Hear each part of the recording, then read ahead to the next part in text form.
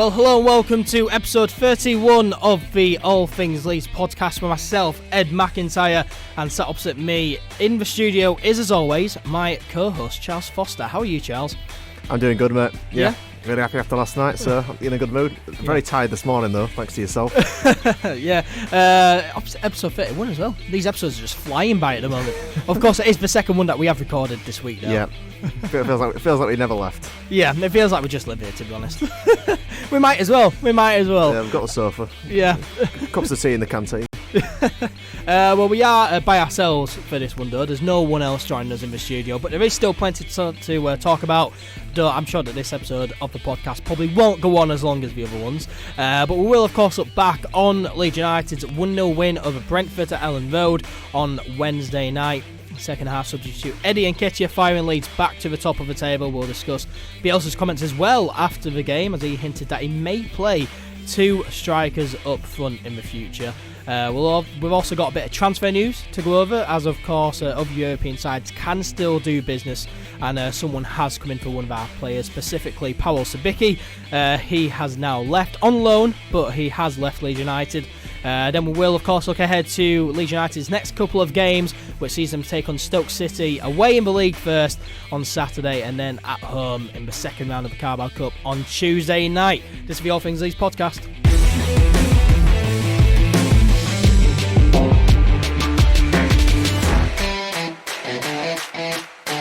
So let's get straight into it then. Let's begin by talking about the win on a Wednesday night. Leeds United defeating Brentford 1-0 at Ellen Road. Now, before the game, Marcelo Bielsa in his press conference said that ALAW, Cooper and Douglas were doubts for the game.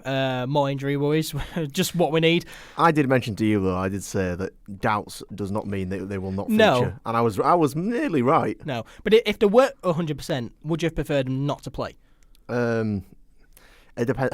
I'd have to know what percentages they were. If they were like 95%, then I'd be all right with them playing. Then if they were like 60%, then maybe not. Yeah, I don't want to risk him getting worse injuries.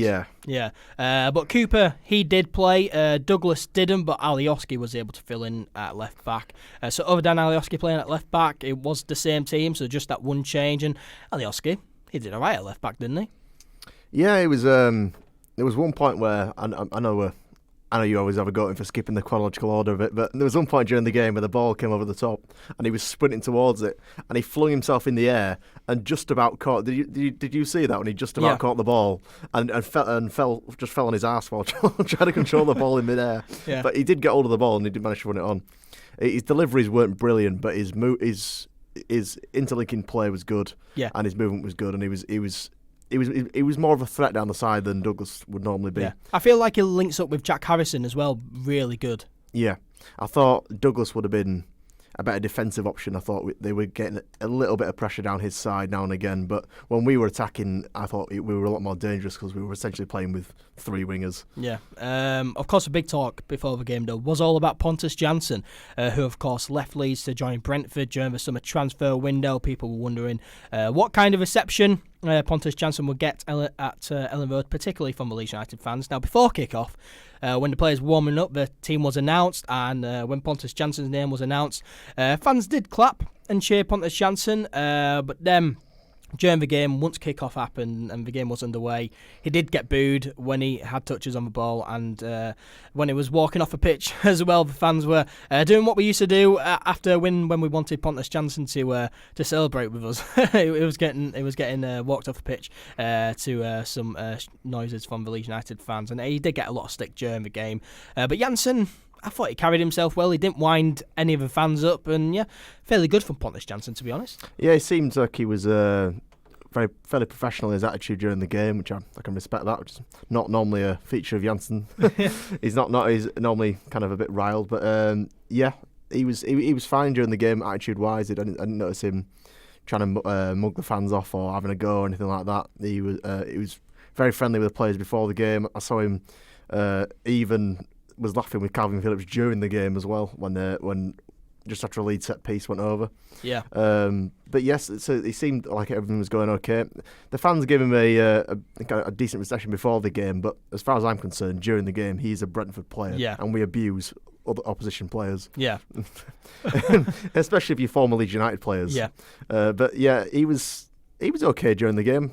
I think he had a decent performance. Not that we're reviewing that Brentford's team because Sodom, but I thought he played all right. Yeah, it was quite weird as well seeing Pontus Jansson play against Leeds for Brentford as well. What the weird thing was when the teams come out of the tunnel and Cooper was leading Leeds out and then Jansson was leading Brentford and then out. they have to shake each other's hands for deciding who was going to kick off in the game. And also Cooper was also marking Pontus Jansson on Brentford's set pieces as well. It was so weird. Yeah, just a bit kind of jarring, but that's football. Yeah, it is football. People move on. Yeah, so let's move on from Pontus Jansson then and talk about the first half. And I'd say it was a fairly, edgy, even game in the first half. Maybe Brentford were slightly on top during some of it. They did press us really well, especially down the wings, and we were struggling with Ollie Watkins up front. Yeah, I saw that in the first 20 minutes, we only had 4 out of 12 successful attacking third passes, so you could tell we were kind of struggling to get going forward. I thought they were probably the better team for the first 20 minutes, and I thought 20 minutes to kind of 30 late 30 minutes, we were the better team, and then both teams just kind of sort out to half time. Yeah. But I thought second half of the first half, we kind of grew into it. But initially, when we were starting, we just looked a bit. The passing was a little bit sloppy throughout the first half, and to be honest, through most of the game. To be fair, I thought it improved a bit with the substitutions, and when our fitness kicked in over Brentford's because we were just fitter than them, you could see it. Yeah. But yeah, the first half. Thomas Frank, their manager, described it as a perfect away first half, and I would tend to agree with him there. I thought so would I. They kind of contained us a bit. We didn't really do much. They didn't really do much either, to be fair. They had that shot that I didn't see at the time because of Sky. Cheers, lads. Red button.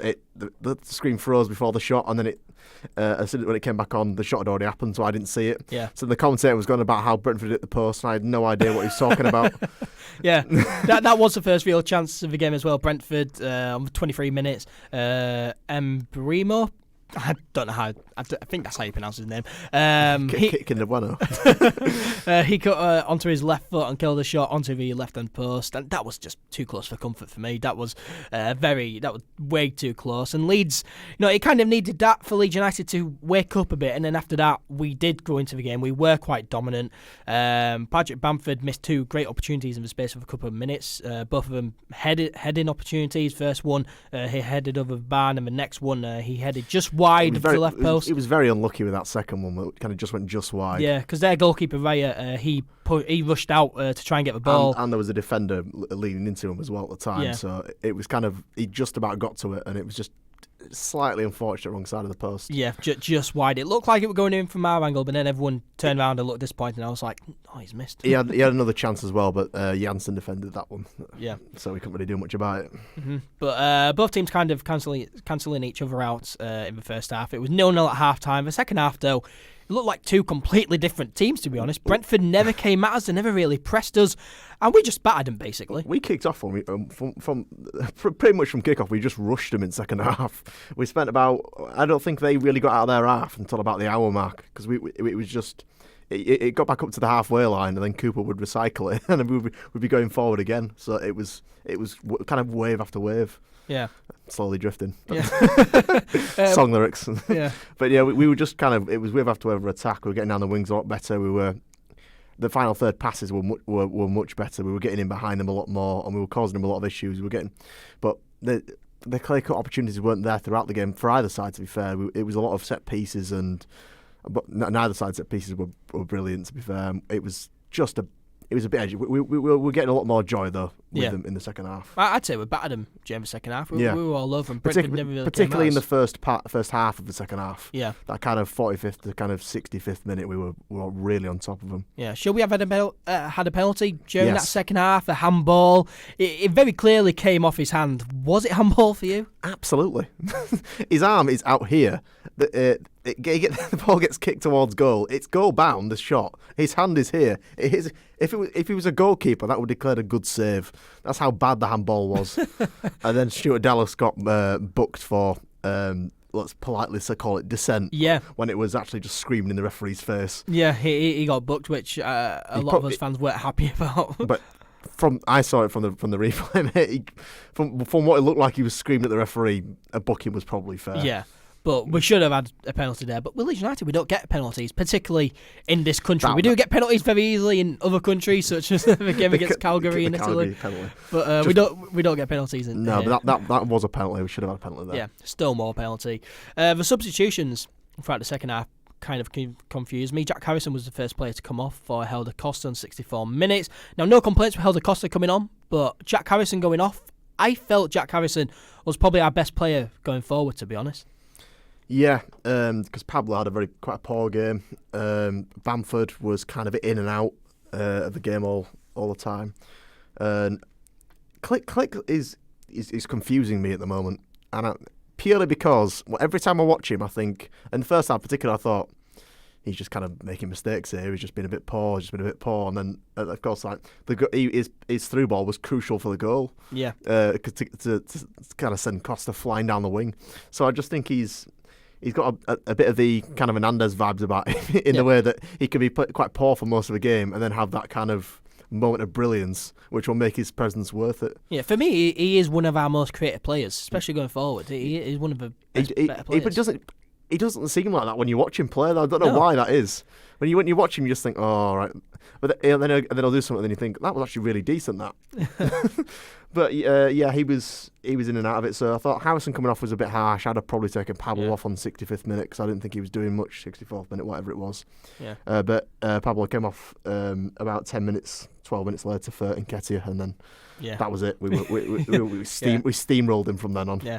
Jack Harrison, he had another very good game, to be honest. Shortly after that substitution, though, Ollie Watkins, he came close. It was on the break, cutting on his right foot and fired a shot just wide of the right-hand post. And that, again, was very close. And, for me, Brentford's only asset, really, especially during that second half, was just Ollie Watkins. They just put balls long to Ollie Watkins and see what he can do with it. But it did scare me, though, because Ollie Watkins could have easily nicked 1 or 2 goals. I don't know how easily, Nick, because it was just, I noticed every now and again we'd be piling pressure down our left, their right-hand side, and they'd get a bit lucky with a bounce, and then they'd whip it over to our right-hand side where it was a 2-on-2 situation. That happened a couple of times. But in a Bielsa system, getting counter-attacked is part of it because of how much we overload teams when we go forward. So I was expecting them to get a few counter-attacks because every team gets counter-attacks against us. Yeah. But yeah, that was a good effort, that bit past the post. There was one which I thought possibly could have been a foul. I mean, it's strange to foul Ollie Watkins because most of the time he'll just pretend to be fouled. Yeah, and he did pretend to be fouled during the second half as well. He dived in the box because he's a diving cheat. There was one point when he was running down the centre and Cooper just ran in front of him and blocked him off until Nketiah collected the ball, and he just jumped on the floor and then tried to claim for a foul, but it looked like Cooper kind of knocked him down. I thought maybe some referees might have given that, but it was just him. It could have been a lot stronger than. I don't think Watkins referee had a good game, to be honest. The referee, I thought he was inconsistent. The lino down there into the pitch was it in the second half? In the second half, their lino near the northeast corner. Yeah, that lino was absolute crap. Yes.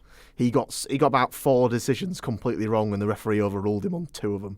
Yeah, he was shocking, and the referee I don't think was brilliant either. I was shouting at the TV. I was getting that one where he gave that corner, and then the referee forced him to change it to a goal kick because it was blatantly a goal kick, and Alioski was screaming in his face. Yeah, I mean the officiating in the EFL continues to be a problem, and we discussed it the other week. It's the 2nd division in English football. It's one of the most competitive, one of the hardest leagues to get out of. Pep Guardiola's stated that, and we still have poor officials. But that was the line. I thought, penalty aside, most of the fouls in the game that the referee gave, I felt were mostly fair. Yeah, I did feel he was. Both sides. I did feel he was kind of inconsistent though. But that linesman, as you mentioned, especially, he was very poor. It's the linesman's job and the 4th official's job to assist the referee in things he cannot see. Yeah, and to point things out. And that lino was crap. Yeah, he was dreadful.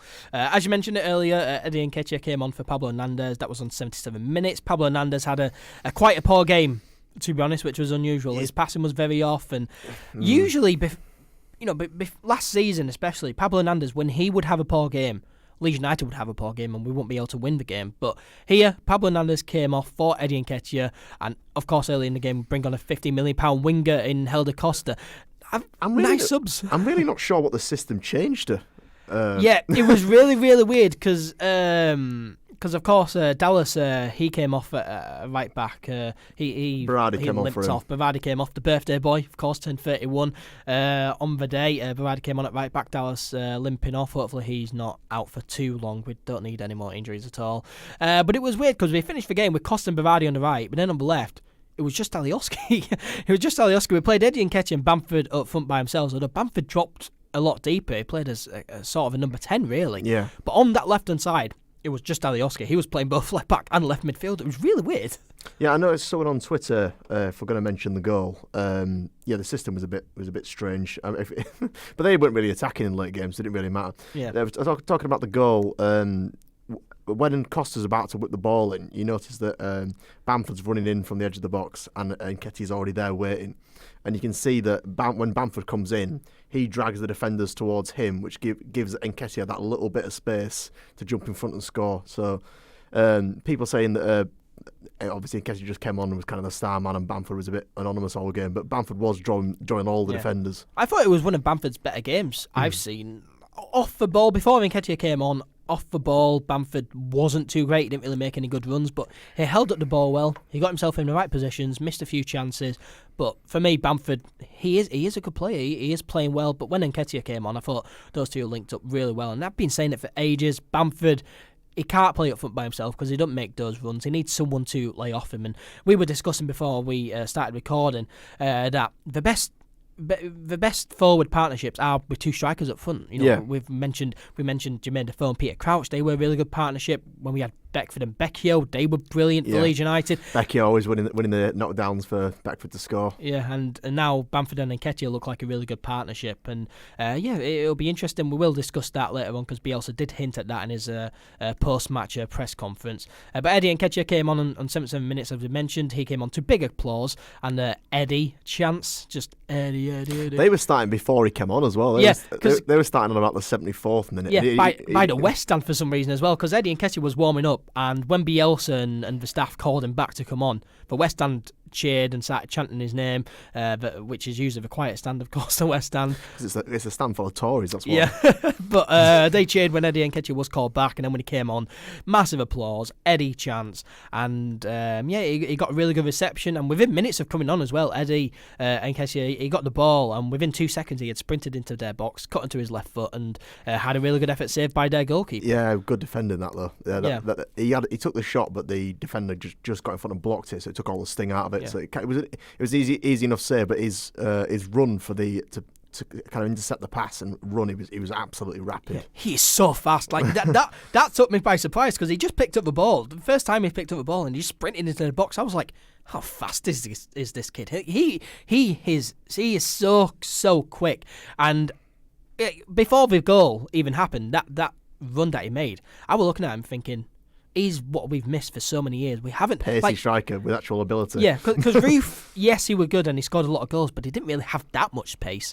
Eddie Nketiah just picked up the ball and just sprinted, and within seconds he was into their box. Eddie Nketiah is so fast, and we haven't had a striker like that who's that fast, because Bamford's not fast, Roof wasn't that fast, Lasogga's was slow as anything. Like the love child of Hadi Sacco and Kemal Roof. Yeah. Pace, but also striking ability. Yeah, it was so good, it was Eddie Nketiah, and of course he did score 4 minutes after coming on off the bench on 81 minutes. Eddie Nketiah scored the winner. Great play on the right. Helder Costa nutmegging Pontus Jansson, which was really nice as he drove into the box. He played it across to Eddie Nketiah, who was free about 5 yards out to tap the ball into the back of the net. And the ball across goal was also outside of his right foot from Helder Costa. Did you see that? Yeah, it was brilliant. It was brilliant, and yeah, it was an easy finish, but it was a great goal, great build-up play. And Ian Wright, who is, I think he's Eddie Nketiah's uncle. Oh, some form of relative, I think. Yeah. We don't want to say uncle because we don't know if it's uncle, but Yeah. some form of relative. Yeah, but he was there in Ellen Road and he's happy.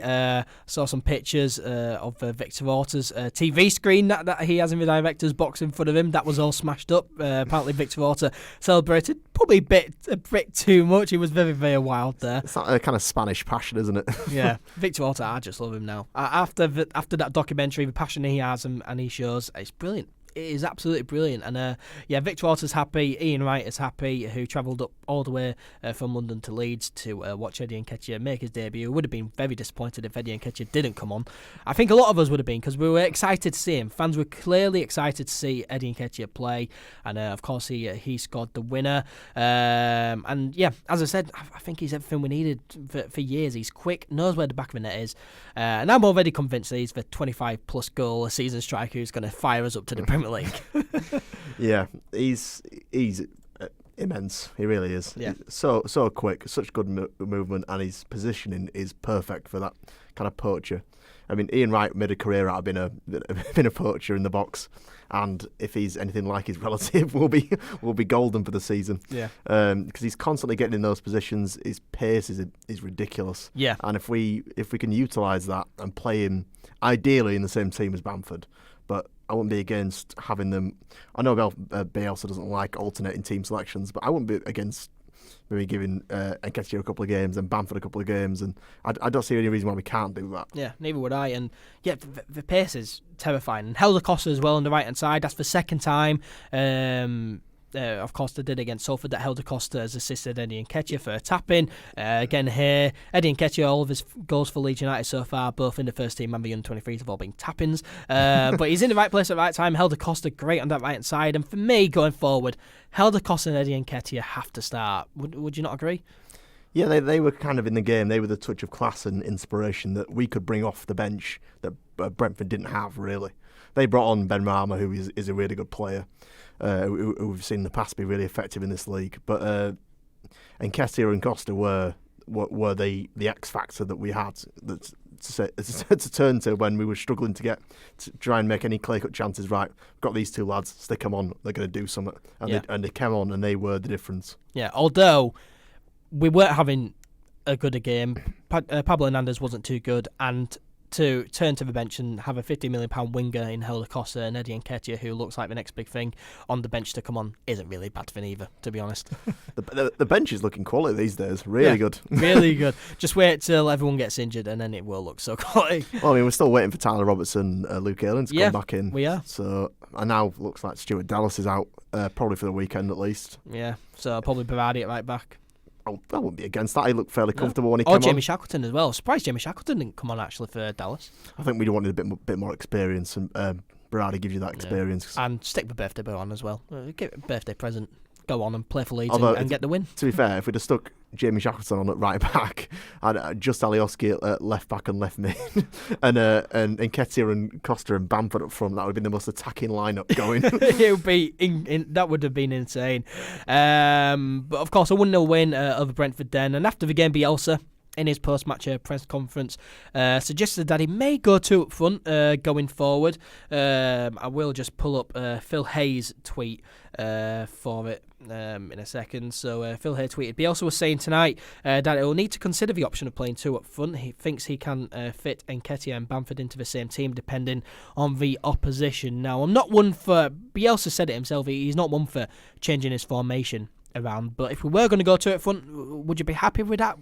Would that be a bad idea? I would like us to go 2 up front, purely because I'm a football romantic, and I like seeing more strikers on the pitch, because I think it kind of engineers a better style of play if you've got more attacking players on the pitch. But I don't see how when we're playing the 3-1-3. Is it the 3-1-3-3? Is it 3-1-3? 4-1-4-1. No, but the Bielsa's other one. The what is it? The 3-1-3. 3-1-3-2. I think it's a 3-1-3-3.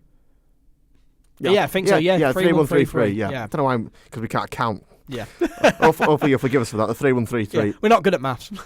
I don't see how you can play 2 strikers in that. You'd have to go for, and I was saying to you earlier, I think we'd have to play the 4-2-4.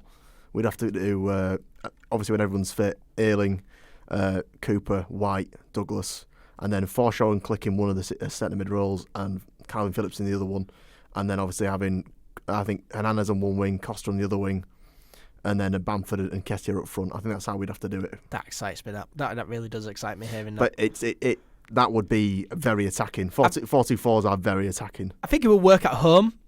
Away, we probably have to go with a 3-3. Away, probably what we're used to. But it's interesting, and it would be nice. And as we were saying earlier, two strikers up top do form very good partnerships. Bamford, he kind of needs someone up front with him because he don't really make those kind of runs that we need up front as a striker. Because Click at times during that game against Brentford, he was kind of playing alongside Bamford as the extra striker to assist him. Really, I don't think Bamford is that good playing up front by himself, and Bamford and Eddie Nketiah, I think they could form a really good partnership, and that does excite me.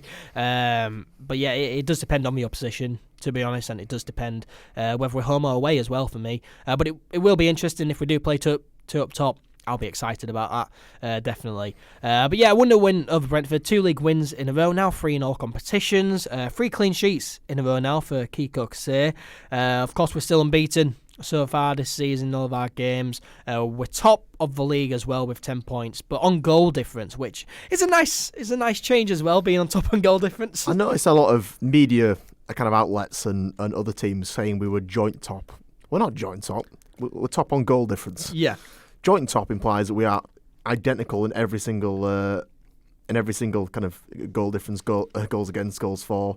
Everything is identical, whereas it's not. We have scored more goals and conceded fewer goals than Swansea. Therefore, we are top of the league. Yeah, Swansea, of course, are in second. Their goal difference is +4. Ours is +5. So we are top of the league, but Swansea are in second with 10 points. The table is still very close, though, as it has only been 4 games, and as I've said plenty of times, looking at the table right now really is pointless, to be honest, until after about 10 or even 15 games, and then it kind of evens itself out. Looking at the table right now really is pointless, to be honest. It is still very close. It all could change, but of course we're top of the league and hopefully we'll stay there until the end of the season. I don't think we'll be there for the whole season. I think there'll be a few ups and downs as the song goes, but yeah. I think we'll be more, as Steve Bruce would say, we'll be there or thereabouts. We're moving on then, and we've got some transfer news to talk about. I thought we were done with transfer news until January, but because of course the English transfer window did close a couple of weeks ago, but the European transfer window is still open, and Dutch Eredivisie side, ADO Den Haag, quite a long name. They've signed 25-year-old forward Pawel Cibicki, of course, the Swedish forward, on loan for the rest of the 2019-20 season from Leeds United. Cibicki was an okay player. Played a few games, looked okay, but he's never really going to get in the first team. He's gone out on loan. What are your thoughts? I think he was part of that raft of first season auto players that were never going to make it. the likes of NkGhTg and signing Sacco on a permanent, and Vernon Anita and what's his bloody name? Sent to the Dutch league. Jeroy Grot, that's who I was thinking of. Jeroy Grot. Just players that would. It was our scattergun approach where we bought a lot of cheap players hoping they're all going to be really good. Yeah, we bought a lot of mediocre players on long contracts for high wages as well. Yeah, and that was an incredibly stupid thing to do. Yeah. So now we are waiting for Vernon Anita's contract to end and sending Cibicki out on loan. Yeah. And Jeroy Grot's out on loan, I think, as well. Yeah. Jeroy Grot, I don't think it looked too bad, but Cibicki, he was never going to get in the first team. He's now gone out on loan.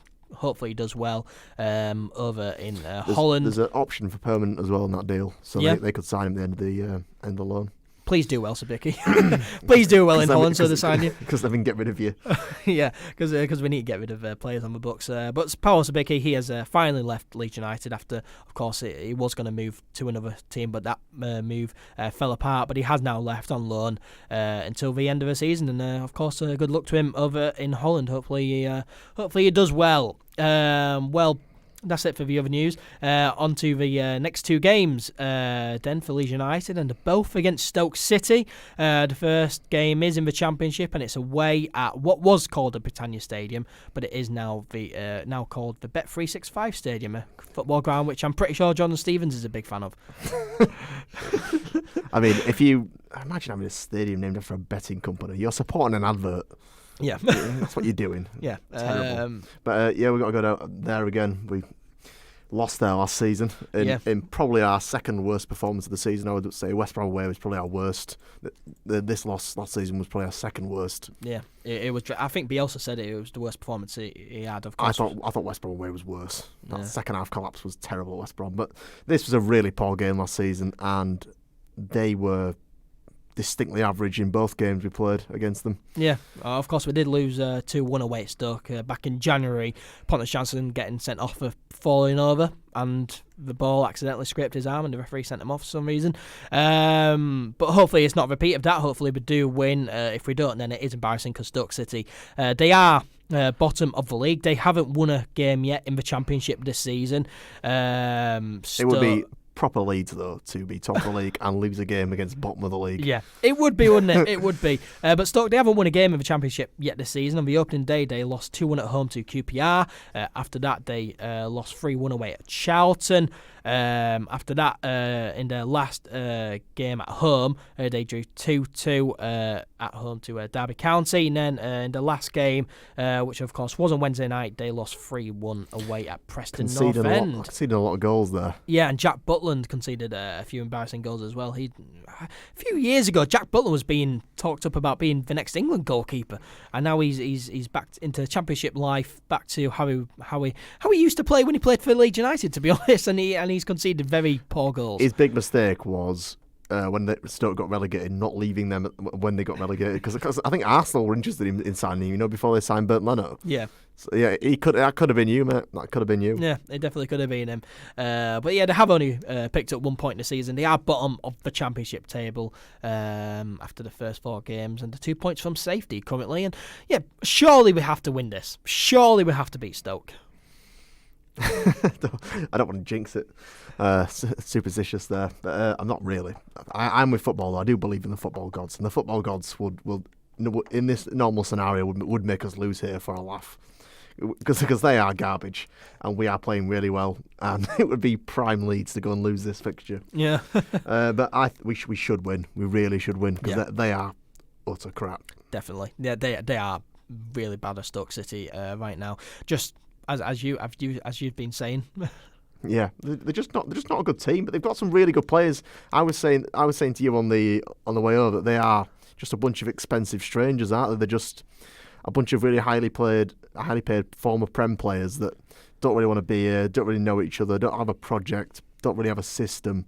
They're just turning up to every game expecting to win on reputation, and that's not how you win games in this league. It's really not. Yeah. As Cardiff and Huddersfield are proving. If you can have very expensive, terrible players, and you can have, and as Charlton are proving, you can have very cheap, good players.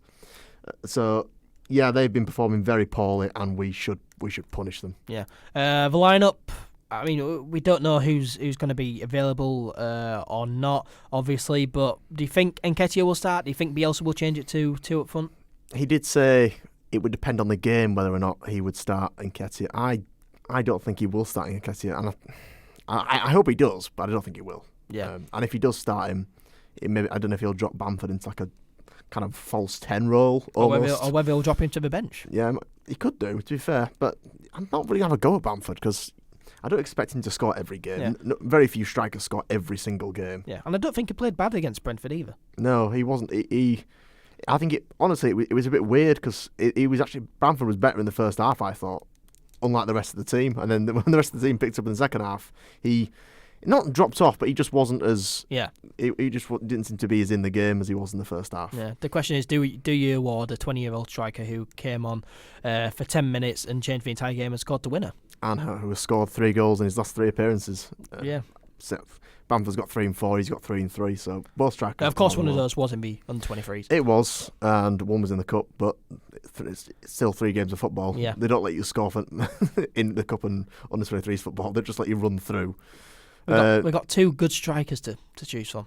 It's nice. It's just a shame we don't play 2 up front, mate. Yeah, got a lot of selection in it. And I think that we are going into Saturday's game against Stoke, and not knowing what team will play. Obviously, we don't know what players are fit or not. Dallas, whether he's out for a long time. I think most of it will be unchanged. I think Cooper and Ben White, Calvin Phillips will play, of course, if they are still fit.